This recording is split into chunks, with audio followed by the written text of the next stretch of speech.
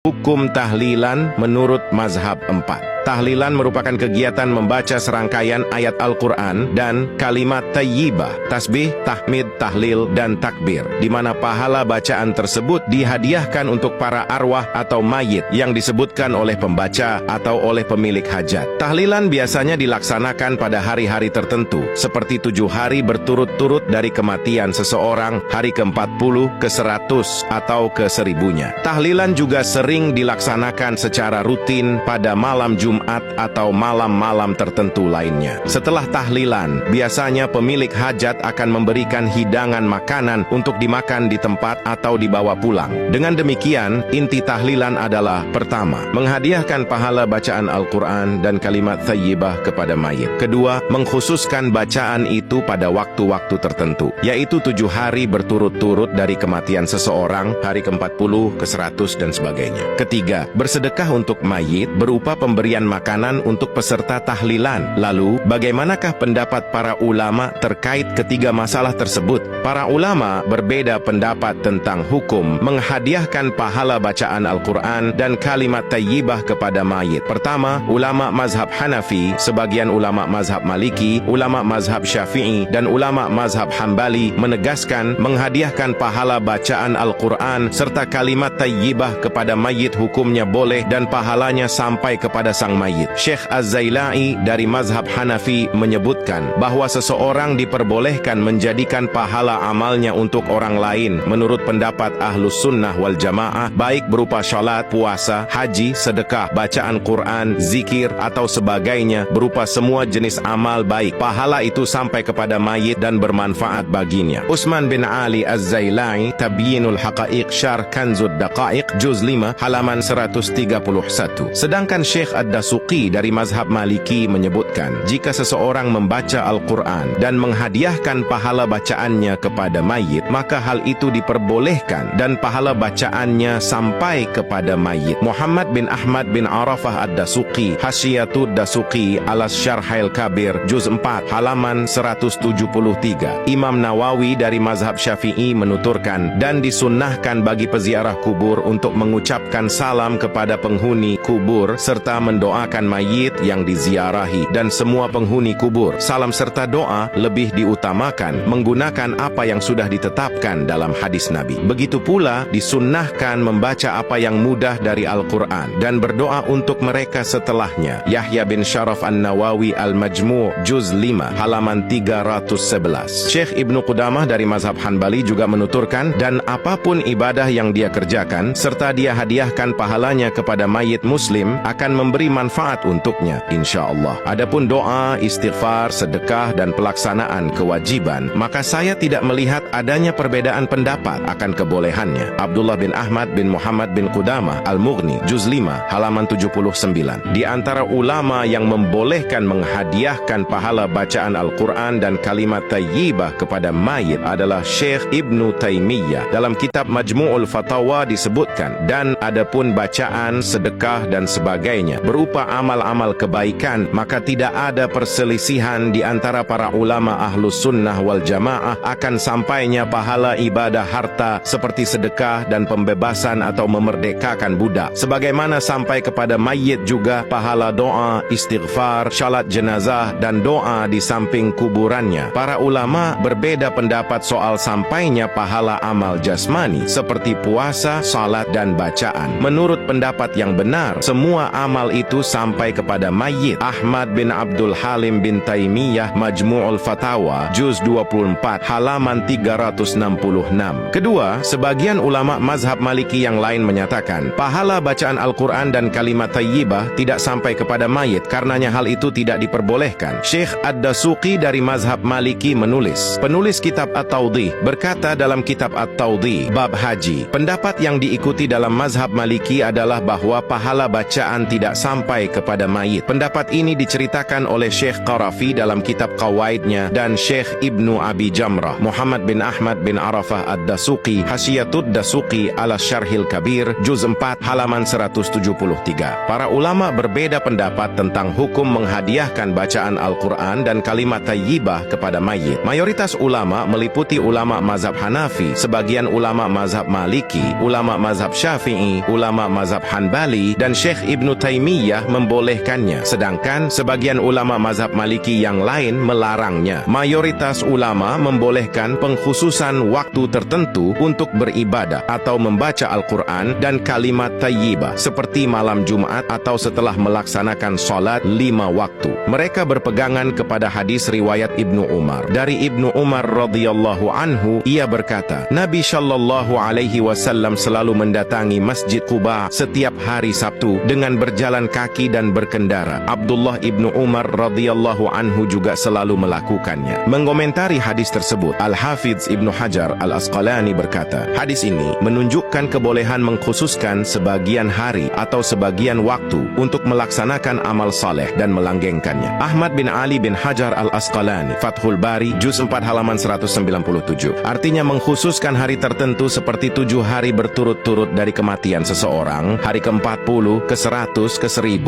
malam Jumat atau malam lainnya untuk membaca Al-Quran dan kalimat thayyibah hukumnya boleh. Dan para ulama sepakat bahwa bersedekah untuk mayit hukumnya boleh dan pahala sedekah sampai kepadanya. Mereka berpedoman pada hadis riwayat Aisyah radhiyallahu anha. Seseorang mendatangi Nabi Shallallahu alaihi wasallam lalu berkata, "Hai Rasulullah, sesungguhnya ibuku meninggal dalam keadaan tiba-tiba dan belum berwasiat. Saya rasa seandainya sebelum meninggal dia sempat berbicara, dia akan bersedekah. Apakah dia mendapatkan pahala jika saya bersedekah untuknya?" Rasul bersabda, "Iya." Mengomentari hadis tersebut, Imam Nawawi berkata, hadis ini menjelaskan bahwa bersedekah untuk mayit bermanfaat dan pahala sedekah sampai kepadanya. Para ulama bersepakat tentang sampainya pahala sedekah kepada mayit. Yahya bin Syaraf An-Nawawi, Syahih Muslim Bisyarhi An-Nawawi, Juz 7 halaman 90. Dengan demikian dapat disimpulkan bahwa tahlilan diperbolehkan dalam Islam sebab mayoritas ulama menegaskan kebolehan menghadiahkan pahala bacaan Al-Quran dan kalimat thayyibah kepada mayit, sebagaimana mereka menyatakan kebolehan mengkhususkan waktu tertentu untuk membaca Al-Quran dan kalimat thayyibah. Para ulama juga sepakat akan kebolehan bersedekah untuk mayit. Wallahu a'lam.